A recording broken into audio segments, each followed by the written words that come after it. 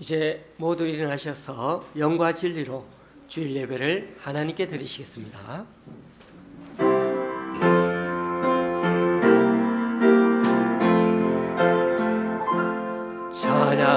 찬양하라 내 영혼아,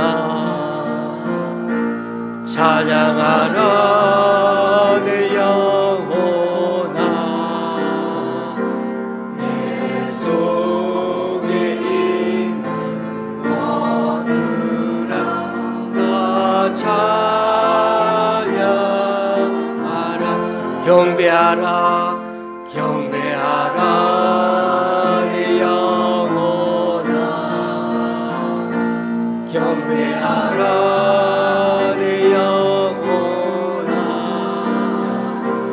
내 속에 있는 모두라 다 경배하라. 감사하라 감사하라 내 영혼아, 감사하라 내 영혼아, 내 속에 있는 모두가 다 감사하라.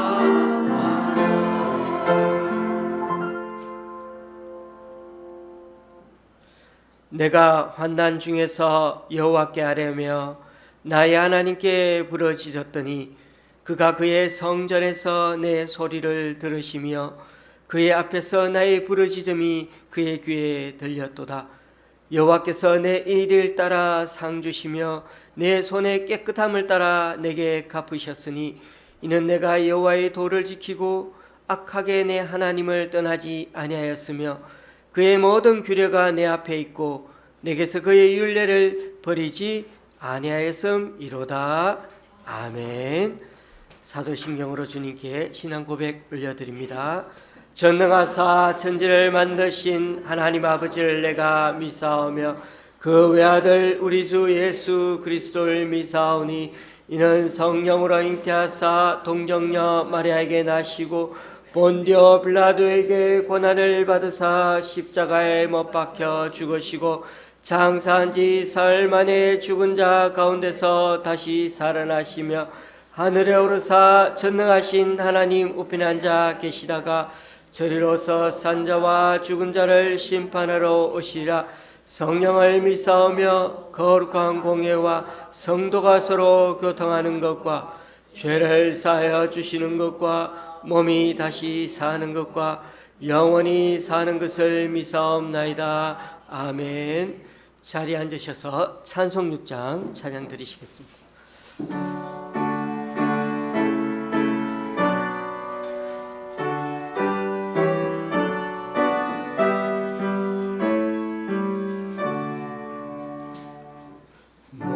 목소리 높여서 주 찬양하여라. 영광과 권세와 존귀와 위엄은 오늘이 다스리시는 만왕의 왕께 돌려라.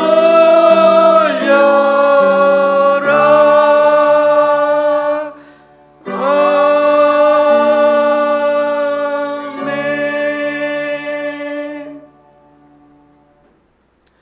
교독문 44번을 다 함께 교독하시겠습니다. 성경책 뒷면에 있는 교독문 44번입니다.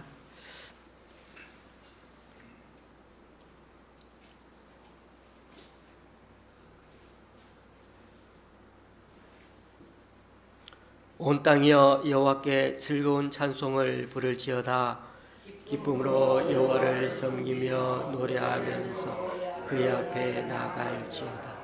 여호와가 우리 하나님이신 줄 너희는 알지어다.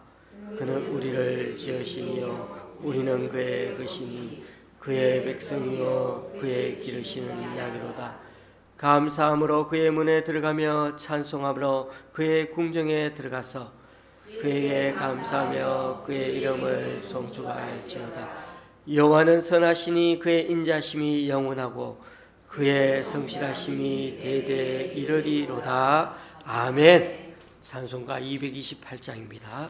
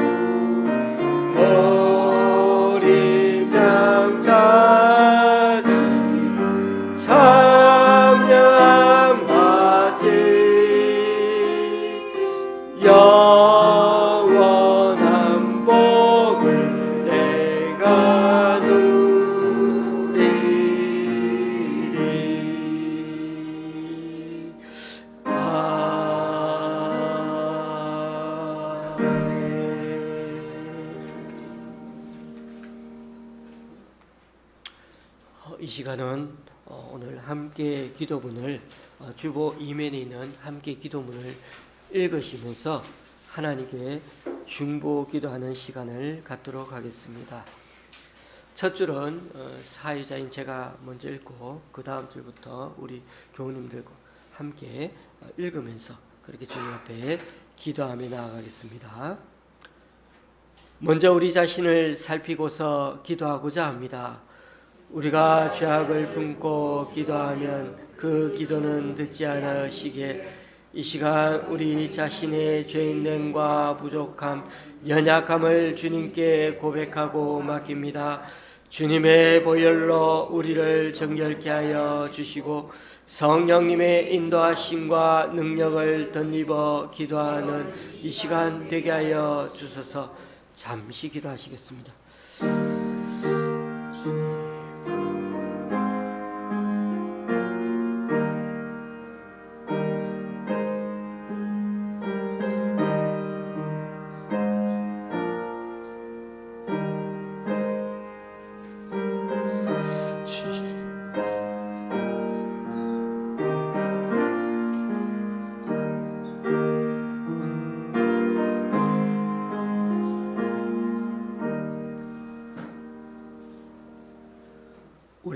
가족과 성도들을 위해 기도합니다.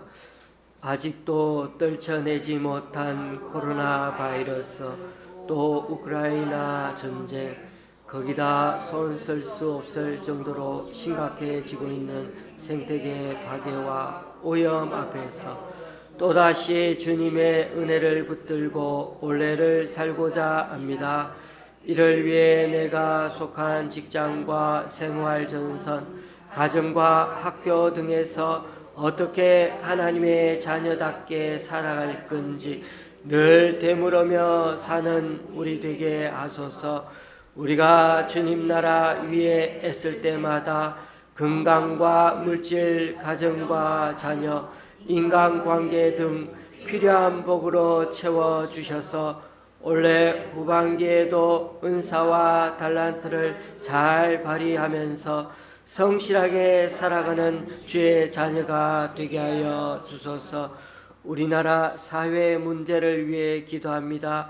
초등학교 교사가 학생에게 폭행당한 사건에 이어 한 교사가 교권 침해 의혹으로 극단적인 선택을 한 사건이 발생했습니다.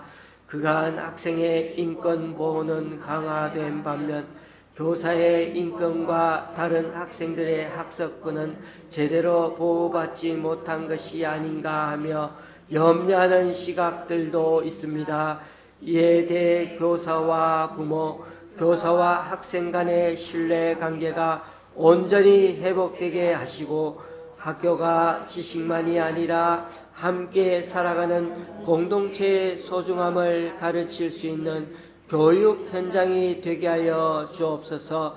대검찰청 마약조직범죄부의 조사에 따르면 지난해 마약류 사범이 18,395명으로 4년 전에 비해 45.8% 증가한 수치라고 합니다.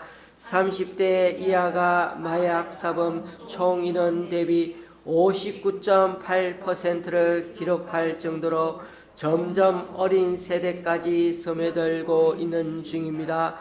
우리 가정과 사회가 다른 무엇보다 자녀들의 영혼과 정서에 관심을 가지고 건강한 한 인격으로 커가는 데 힘쓰게 하시고 교회 또한 다음 세대를 향한 사랑의 마음으로 소통하면서 자녀들을 돌보게 하여 주소서. 탈북자 북송을 위해 기도합니다. 얼마 전 탈북하던 북한 외교관 가족이 러시아의 비행기 해항으로 인해 다시 북한 땅으로 강제 이송되는 일이 있었습니다.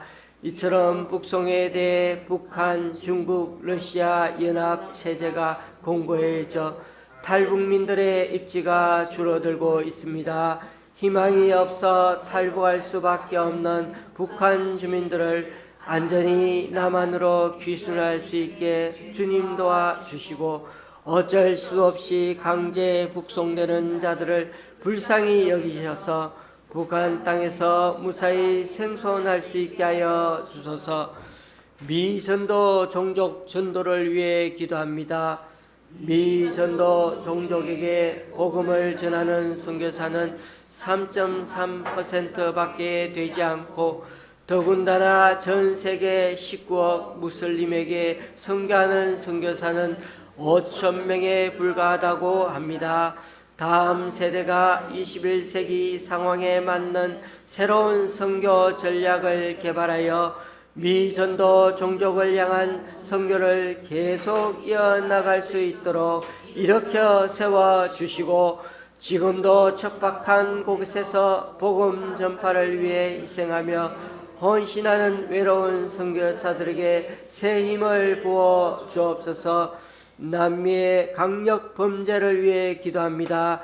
최근 에콰도르와 멕시코에서 각종 강력 범죄로 자치단체장을 포함해 20명 가까이 숨지는 사건이 계속적으로 일어나고 있습니다. 흑암에 놓인 것 같은 에콰도르와 멕시코의 백성들에게 예수님의 생명의 빛을 비추사 그들의 타락한 마음을 깨트려 주시고 육체의 생각과 탐심, 분노에 사로잡혀 이웃을 살인하는 모든 저주를 십자가로 멸하여 주소서. 혼돈이 가득한 이 나라에 주의 통치와 보호를 구하며 기도하는 자들에게 친히 응답해 주셔서 하나님의 구원과 정의가 임하게 하여 주옵소서. 중국의 전자금융 사기를 위해 기도합니다. 지난 7월 23일 광명일보에 따르면 중국에서 보이스피싱 혐의로 기소된 사람은 2018년에 137명이었다가 4년 후에는 13만 명으로 약 1000배 이상으로 증가했다고 발표했습니다. 타인을 속여 재물을 갈취하여 쉽게 돈을 벌고 싶은 젊은이들의 어리석음을 바로잡아 주시고 탐욕을 따라 멸망의 길로 가는 그들의 양심을 일깨워 주옵소서. 젊은이들이 죄악을 버리고 정직하게 살며 일할 수 있도록 중국 교회가 중보기도하여 이 땅을 새롭게 하는 역사가 일어나게 하소서. 이 시간 우리 기도하실 때 아프신 우리 최상수 집사님 그리고 김상곤 집사님 두 분 다 나오지 못하시는데 이분들을 위해서 특별히 기도해 주시고 우리 각자 기도 제목 갖고 잠시 기도하시겠습니다. 하나님 아버지 주시니 감사합니다. 주의 가운데 오늘 이 예배를 통하여 주님 깊이 은혜 받으시고 그 놀라운 하나님의 은혜를 기억하며 나를 우리의 심령을 도와서 하나님 응답하여 주시옵소서. 특별히 최상수 집사님 하나님 아버지 우리 김상원 집사님 그 몸을 하나님 건강하게 주시고 뼈주셔서 다시금 치료하여 주시고 하나님께서 건강하게 다시 한번 예배할 수 있는 귀한 우리 성도님 될 수 있도록 붙들어 주시옵소서. 오늘도 우리의 심령 한 분 한 분 기억해 주시고 예수님 감사합니다.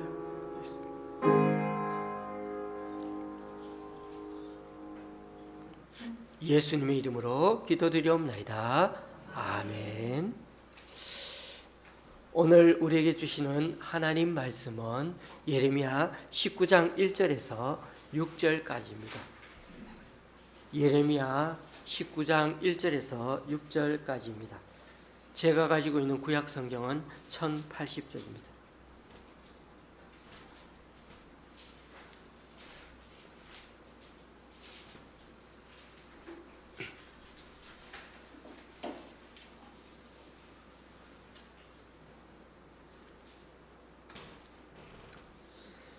교로 가실 때 제가 먼저 읽겠습니다.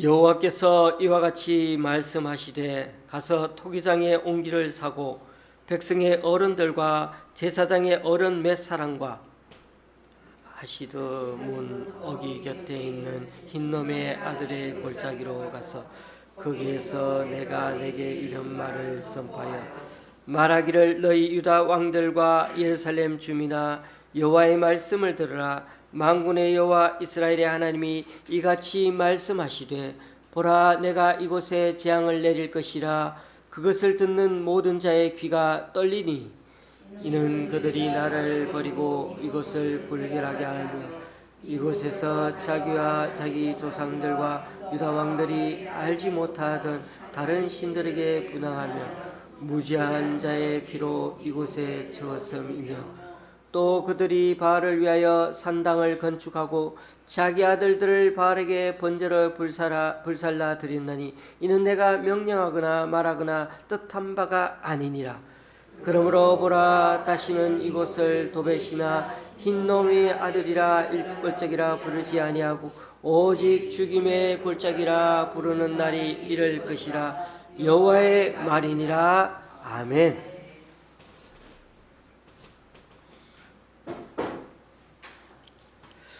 예레미야 성경은 성경 중에 가장 분량이 많다고 했습니다. 선지서 중에 분량이 좀 작은 성경들이 있는데 우리는 구약 성경의 그 12권을 소선지서라고 합니다. 우리가 가지고 있는 성경 인덱스를 보면은 호세아서부터 말라기서까지 연달아 성경 이름이 적혀 있는데 이 책이 모두 소선지서 12권입니다. 그런데 그 12권을 다 합쳐도 더 내용이 많은 게 예레미야 성경입니다. 문제는 분량만 많은 게 아니라 본문 내용을 파악하기가 어려운 책이라고 말씀드렸습니다. 물론 예레미야서 말씀이 어떤 내용인지는 우리가 읽으면 다 알 수가 있습니다. 안 그러면 왜 성경을 우리가 읽겠습니까? 그럼에도 예레미야서를 연구하는 측면에서 살펴보면 사문학적으로, 문학적으로, 또 역사적인 고증면에서 참 까다로운 면이 많이 그 가운데 포함되어 있습니다.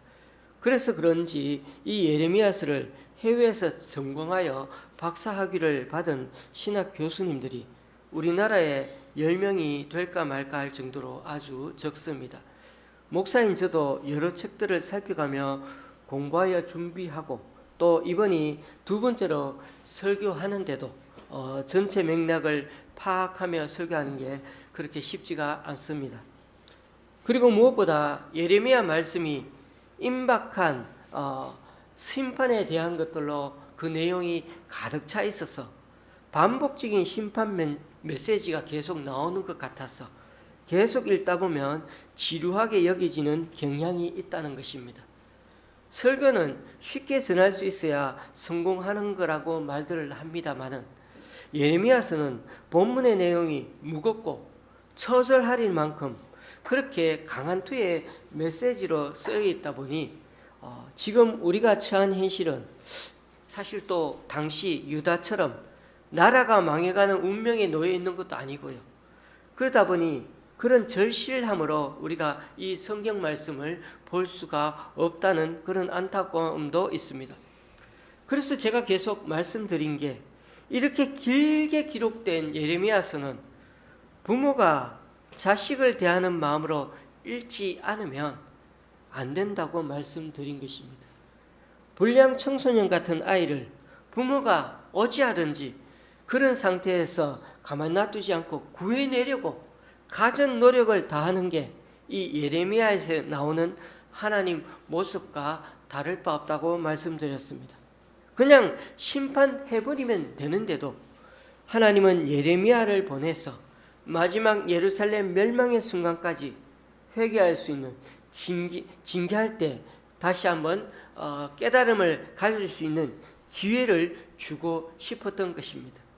그런 점에서 예레미야 선지서는 내용이 너무 길다는 것이, 그리고 왜 심판 메시지가 계속 반복적으로 나오냐고 다 그렇게 말하고 있는 것 자체가, 이런 의문 자체가 바로 하나님의 강력한 의지요 하나님의 뜻이라는 것을 우리에게 말씀해 주고 있다는 것입니다. 오늘 말씀은 선지자의 상징적인 행동과 관련이 있습니다. 제가 지지난주 수요 예배 때도 말씀드린 적이 있는데요. 구약 선지서에 보면 선지자들이 입으로만 말씀을 전한 게 아니라 자신들의 행동으로, 삶으로 하나님의 말씀을 전할 때도 있었다는 것입니다. 그러니까 하나님이 선지자들로 하여금 좀 이상한 행동을 하게 하셔서 그것을 통해 하나님 뜻을 더 확실히 전달하려고 했던 적도 있다는 것입니다. 예레미야에게도 하나님이 여러 번 그런 행동들을 하게 하셨는데요. 오늘 말씀과 관련해서 바로 앞장 18장에 보면 하나님이 예레미야 보고 토기장의 집으로 내려가라고 말씀하십니다. 그리고 하나님은 거기서 말씀을 전하라고 했습니다.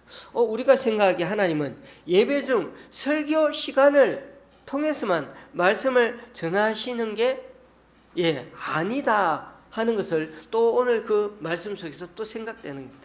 생활 속에서도 언제든 하나님은 우리에게 말씀하시고 가르쳐 주시고 들려주신다는 것입니다.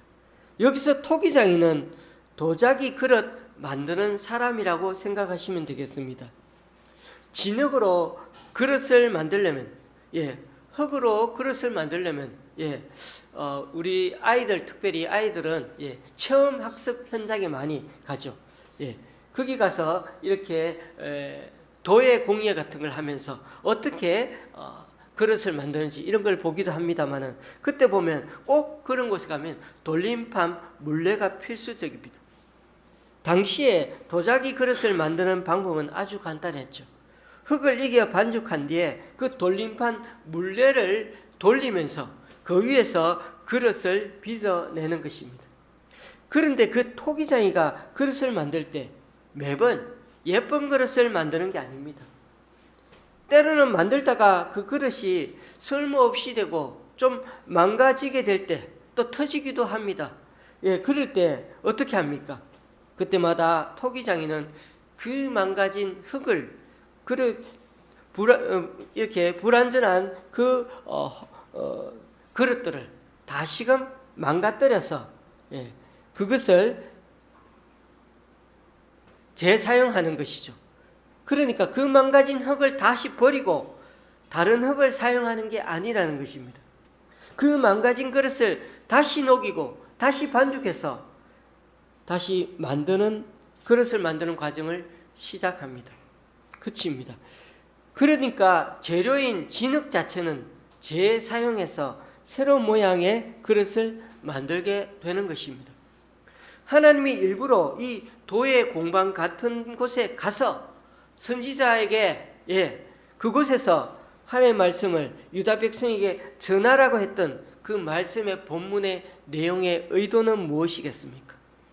그릇을 만드는 토기장이처럼 하나님도 당신의 백성을 진흙 빚듯이 그렇게 하나님 백성이 되어가도록 만들어 가신다는 것입니다. 그러다 하나님 마음에 안 들면요, 그 진흙 그릇을 다시 뭉개버리고는 돌림판 물레 위에서 새로운 그릇으로 만드시겠다는 것입니다.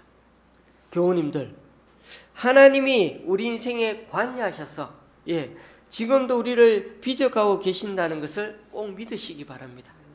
그러다가 마음에 안 들면요, 손을 보시고 또다시 우리의 인생에 관여하셔서 또 다른 방향으로 이끌어 가신다는 것입니다. 목사님, 우리가 노력해서 지금까지 이뤄놓은 게 많은데 그게 왜 하나님이 이렇게 빚어가지고 우리를 이렇게 만들었다고 얘기하는 것입니까?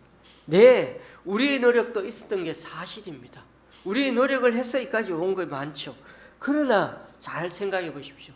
정말 우리의 삶에 그런 우리의 노력만 있었습니까?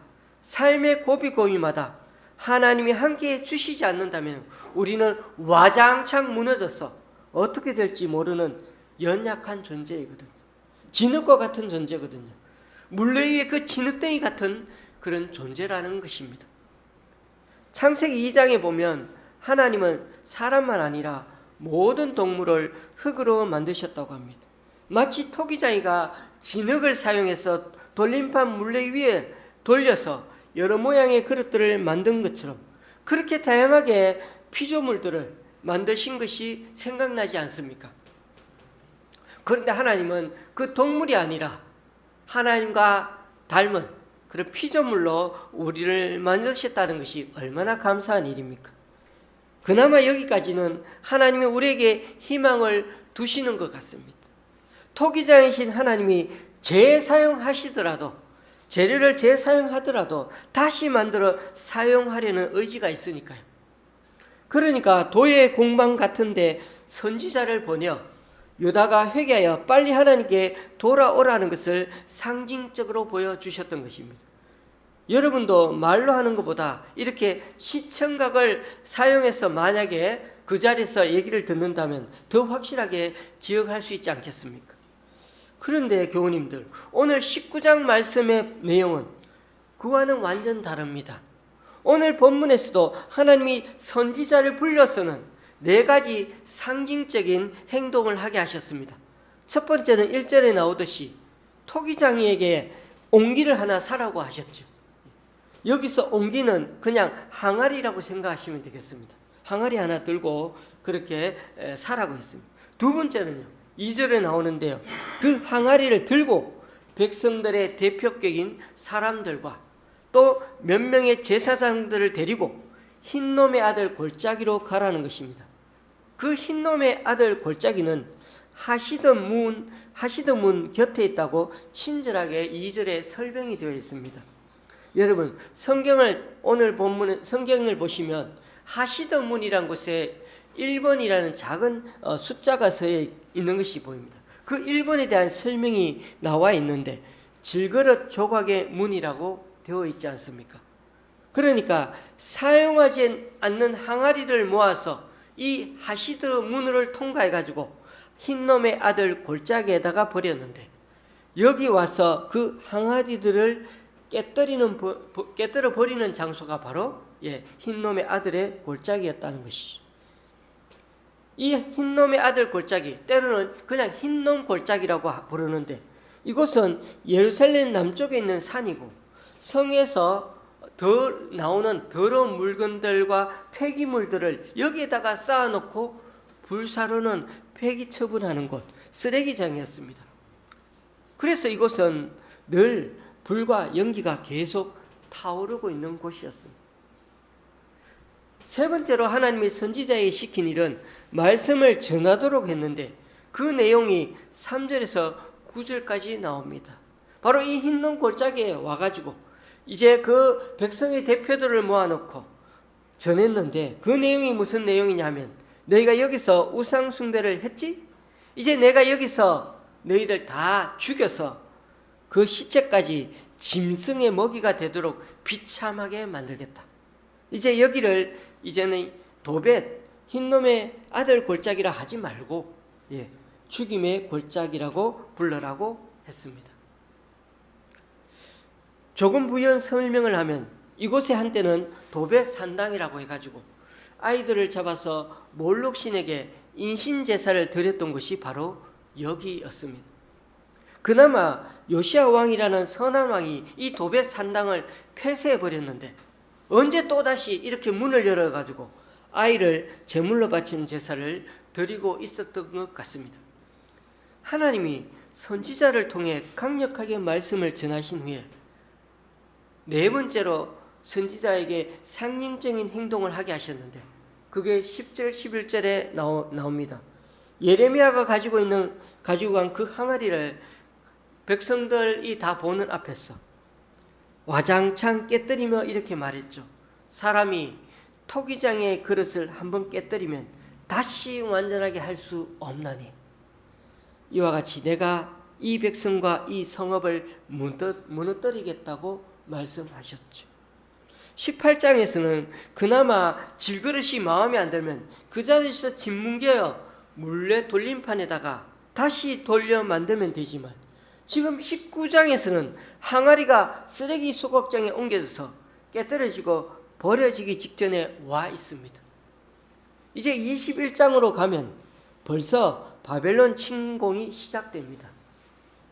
그런 점에서 오늘 본문의 상징적인 네 가지 행동은 하나님이 보여주신 아주 절박한 메시지 내용이 아닐 수가 없습니다.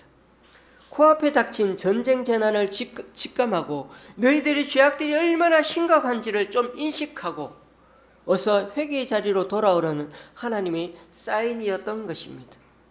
어떻게 보면 지옥의 불이 활활 타오르듯이 쓸모없고 가치 없는 것들을 이제는 태워버리는 순간까지 와 있다고 그렇게 말씀하시는 하나님의 그 메시지가 여기에 담겨 있으니 얼마나 두려운 선지자의 선포였습니까? 저와 여러분은 오늘의 말씀을 어떻게 적용해야 할까요? 우리는 눈앞에 당장 적이 쳐들어오는 것도 아니고 우리가 크게 눈에 띄게 우상 숭배를 하고 있는 것도 아닌 것 같습니다. 우리가 아이를 잡아서 제물로 바치는 그런 천인공노할 짓을 저지르지도 않습니다. 그런 면에서 우리는 이 선지자의 말씀에서 자유로울까요? 요즘 청소년들이 좋아하는 가수 그룹을 아이돌이라고 하지 않습니까? 네, 맞습니다. 아이돌은 본래 우상을 뜻하죠. 그런데 문제는 우리가 이런 현 시대의 흐름을 별로 심각하게 생각하지 않는다는 것입니다. 좋아하고 아주 극으로 아주 너무나 좋아하는 것, 그런 것을 우리는 어떻게 보면 우상이라고 말할 수 있다는 것이죠. 그런데 이 몸매가 좋아야 하고 또 이 시대는 돈이 우리의 우상이 되어가고 인기가 떨어지면 연예인들조차도 자신이 그것을 견디지 못해서 자살하는 경우도 있지 않습니까? 거기다 결혼과 관계없이 이제는 서로가 성적인 관계를 맺는 것이 점점 도덕적으로 허용되어가는 분위기에 우리는 살아가고 있습니다. 이런 가치관들이 시대 정신이 되어가는 사회에서 우리 그리스도인들조차도 점점 세속화되어가는 것이야말로 조용히 진행되는 우상의 신을 섬기기 위한 모습이 아닌지 이 시대를 다시 한번 되돌아 보아야 한다는 것입니다. 유명한 신학자요 사회운동가인 하비 콕스라는 분은 인간은 그의 삶을 위한 기기와 기술, 생활 필수품을 생산하는 방법과 또 소유를 위한 분배 방법을 바꿀 때 그의 신까지도 바꾸어 버린다고 말하기까지 했습니다. 그러니까 인간은 자신이 소유한 가치관과 철학에 맞추어서 삶의 모양에 따라서 편리함과 또 안성맞춤에 따라서 자신들의 믿음의 대상이 되는 신까지도 만들어 바꾸어 버리는 그런 세상이 되었다는 것입니다. 무슨 말입니까? 자신들이 하나님 믿는다고 하면서도 그 하나님을 자신의 가치관과 생각에 맞춰 믿고 따른다는 것입니다. 그리고 그 세상의 가치관에 휩싸여서 우리도 그렇게 살아가고 있다는 것입니다. 그런 점에서 주일마다 예배당을 찾아가는 수많은 사람의 그 생각과 의식 속에도 이미 다른 종류의 신이 장착되어 있을 수 있다는 것입니다. 내가 머리에 그리고 내 삶을 지지해주는 하나님을 믿으려고 하는 것이다 보니 성경에서 말하는 그 하나님도 결국은 내가 필요로 하는 하나님으로 둔갑해서 믿게 되는 것입니다. 그러니 어떤 종류의 신을 섬기든지 인간은 결국 그 신을 닮아가게 됩니다. 우리 시대 교회의 모습을 보십시오. 그 어디에 성경에 게시된 하나님의 마음과 생각을 닮아가고 있는 것 같습니까?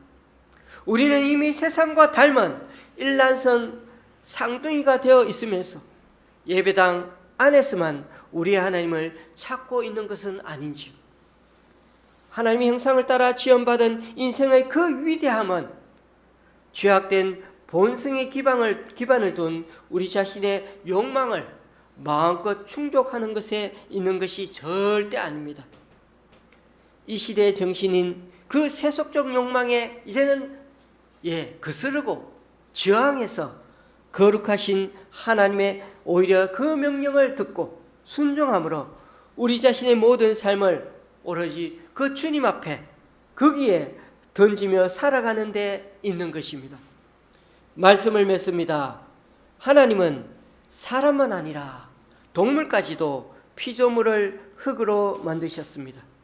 진흙을 빚어 돌림판에 돌려 하나님이 원하시는 그릇을 만들다가도 마음에 들지 않으시면 그 즉시 뭉개시고 또 다른 그릇으로 또 다른 그런 모습으로 새롭게 빚을 수 있는 분이 바로 우리 하나님이십니다.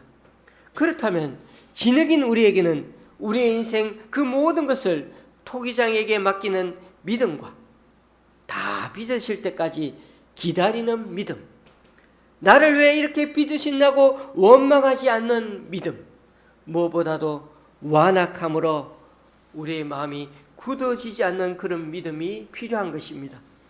왜냐하면 아무리 유능한 토기장이라도 굳어버린 흙으로는 그 어떤 그릇도 만들 수가 없기 때문입니다. 그래서 결국에는 쓰레기 소각장에 버릴 수밖에 없을 것입니다. 사랑하는 교우님들, 예레미야서는 아무리 길고 읽기가 좀 지루한 말씀 같아도 그렇게 쓰여진 것 자체가 하나님이 우리에게 주시는 강력한 메시지입니다. 그만큼 지루하게 죄를 짓고 있는 우리임에도 하나님은 유다 백성의 죄를 드러내시고 낮추시고 징계를 내리신 같이 우리 자신의 죄를 돌아볼 기회를 여전히 주고 계신다는 것입니다. 하나님이 유다 백성을 사랑하시기에 아프더라도 고침을 받고 회개함으로 돌이켜 회복의 기회를 삼도록 하시기 위해 때로는 엄청난 재앙을 내리기도 하시는 것입니다. 비록 극약 처방을 쓰더라도 하나님 뜻과 계획을 알려주기를 원하고 계신다는 것입니다. 그러므로 토기장이가 그릇을 깨뜨려 버리면 이제는 다시 본 모습으로 복구해 사용할 수 없는 것처럼 이 백성을 심판하셔서 산산조각내어 회복 불가능하도록 만드시겠다는 이 얼음장 놓으시는 우리 부모님의 얼굴을 한번 그려 보십시오. 이렇게까지라도 선지자를 통해 상징적인 행동을 통해 알려주시는 그 장면이 마치 매를 머리 위까지 들고서 자녀에게 외치는 우리 부모님의 마지막 징계의 끝자락은 아닐까요? 이 말씀을 우리에게 어떻게 적용해야 하는가는 저와 여러분의 내면 속 양심에 달려 있습니다. 성령님이 말씀하시고 깨닫게 하시는 그 음성을 잘 듣고 적용할 수 있기를 바랍니다. 부디 목이 곧았어 예루살렘이 멸망했는데도 깨닫지 못해서 결국 70년 동안 세월이 필요했던 것처럼 늦지 않게 우리들 인생이 주님 앞에 고침받고 새롭게 그렇게 하루하루를 시작하는 저와 여러분이 될 수 있기를 주님의 이름으로 간절히 축원합니다. 기도하시겠습니다. 하나님, 오늘도 주의 말씀을 듣습니다. 오늘도 주님께서 우리의 모습이 다시금 지겨운 하나님의 말씀을 듣는 순간이 아니라 오늘도 어미하신 하나님이, 어미하신 우리 부모님이 나에게 또 한 번 징계의 메시지를 들려주시고 때로는 위로의 말씀을 해주시면서 다시금 우리를 부여잡고 등 두드리며 또 등으로 밀어내고 때로는 매를 드시면서 우리를 이끄시는 그 하나님의 음성을 듣게 하여 주시옵소서.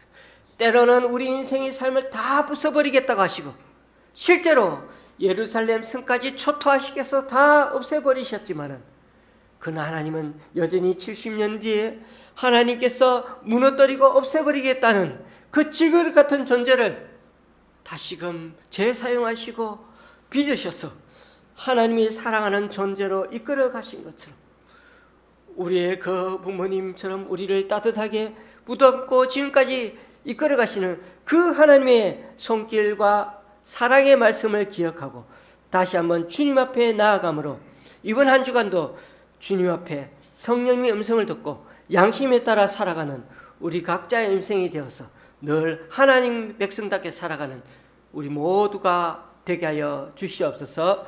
예수님의 이름으로 기도드리옵나이다. 아멘. 찬송가 527장입니다.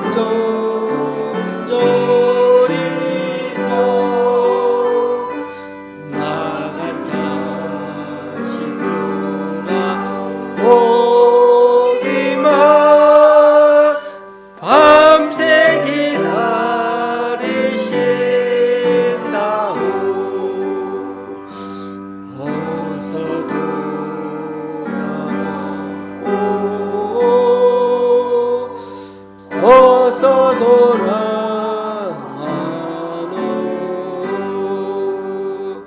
채증하자 아파도 주님의 손으로 내리시고 어루만져 위로해 주시는 우리 주의 넓은 품으로 어서 돌아오소서.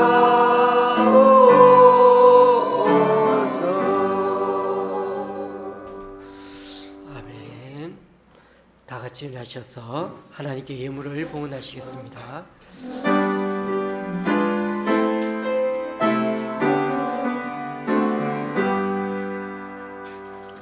나의 복 드리니 주여 받아주셔서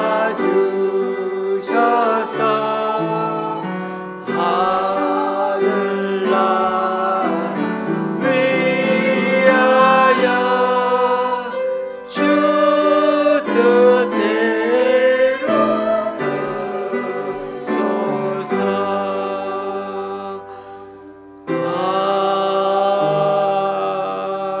아멘.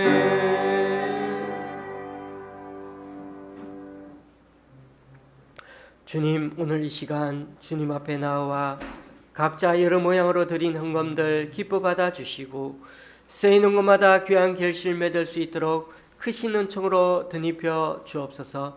지난주에 우리 교회 성도님 3분의 11조와 1분의 감사헌금 그리고 6분의 주일헌금을 주님께 드렸습니다. 또한 수원의 집사님 가정에서 강동구 교회에서 교회 집사님이 목동의 권사님과 잠실의 집사님 가정에서 귀한 헌금을 주님께 올려드립니다. 이분들의 헌신과 섬김 귀하게 받아주셔서 이분들을 통하여 하나님 나라가 더욱 확장되게 하여 주시옵소서. 예수님의 이름으로 봉헌기도 드립니다. 아멘. 앞뒤좌우로 인사 나누시겠습니다.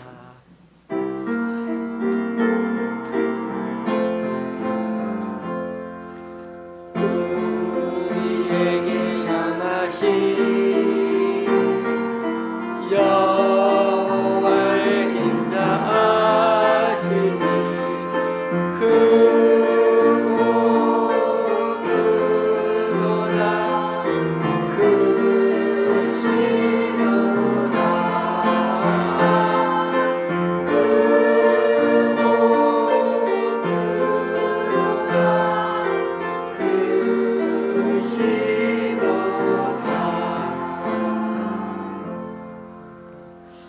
자리에 앉으셔도 되겠습니다. 오늘은 8월 13일인데요.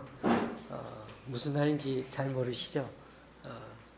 저도 처음 알았는데 왼손잡이의 날이라고 합니다. 이런 날이 있는지도 몰랐는데 예전에는 왼손잡이를 별로 안 좋아해서 저도 아버지한테 두드려 맞아서 왼손잡이였는데 글씨는 오른손으로 쓰게 되었어요. 그래서 이제는 이 왼손잡이 날이 특별할 거는 별로 없죠. 왜냐하면은 오늘날 우리가 왼손잡이 쓴다고 이렇게 부당 차별하게 당하는 일 별로 없거든요. 오히려 이 외능적인 면에서 이 뇌가 많이 발달된다고 해서 왼손잡이처럼 그렇게 되려고 하는 사람도 있다고 하는데 어쨌든 이처럼 우리 주변에 여러 가지 면에 있어서 삶이 다르다는 이유로 때로는 뭐 차별하거나 안 좋은 시각으로 볼 필요가 없고요. 오히려 긍휼의 마음으로 서로 이해해 보려고 하는 마음. 나와 좀 다르지만은 어떻게 하든지 좀 더 다름을 틀림으로 보지 않고 서로 더 품어주는 그런 공동체 분위기가 되었으면 좋겠다. 그런 생각을 제가 이 8월 13일을 당해서 한번 생각하게 됐습니다. 뭐 특별한 것은 없지만은 그런 마음으로 저와 여러분이 살아갔으면 좋겠습니다. 다른 광고는 별로 없고 조금 전에도 말씀드렸지만은 두 분이 우리 교회 성도님이 아프십니다. 성도님들 위해서 좀 많이 기도해 주셔서 꼭 빠른 시일에 이 예배를 함께 드릴 수 있는 그런 날이 되었으면 좋겠습니다. 예배 후에 함께 식사 세팅할 때 기쁘게 그렇게 식사하면 좋겠습니다. 찬송가 53장입니다.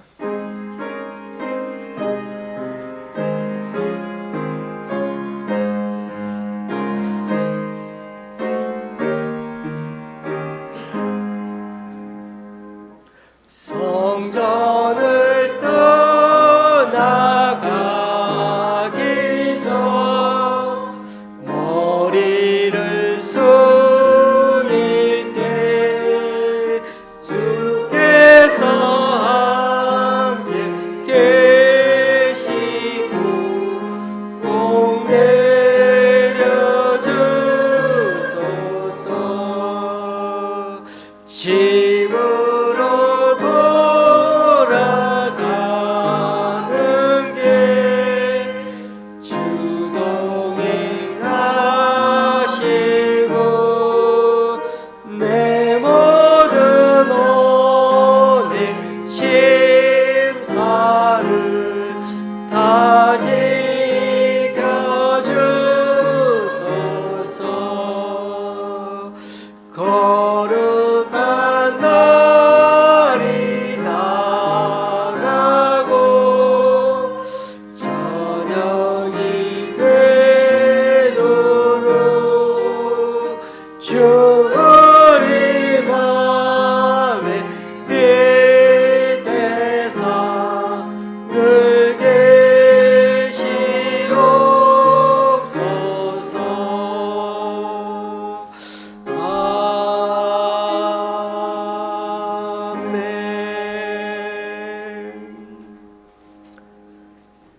우리 주 예수 그리스도의 은혜와 하나님 아버지의 크신 사랑과 성령님의 교통 교제케 하심이 하나님의 말씀이 설교로만 들려지는 게 아니라 우리들 생활 속에서도 말씀하시고 또한 양심으로 들려주신다는 것을 알고 좀 더 귀 기울여 하나님이 싫어하시는데 나는 여전히 좋아하는 그 무엇을 이제는 주님 말씀 앞에서 깨닫고 늦기 전에 깨닫고 우리 인생을 주님께 맡김으로 진흙으로 지원받은 그 질그릇답게 연약하지만은 주님 앞에 귀하게 쓰임받으며 살아가는 여기 모인 우리 좋은 시학교의 성도님들과 그 가정 위에 또 이 시간 함께 예배하러 온 모든 분들 위에 또 아파서 나오지 못하는 성도님들과 여러 사정으로 교회에 나오지 못하는 성도님 위에 이제로부터 영원히 함께 하시기를 간절히 축원하옵나이다.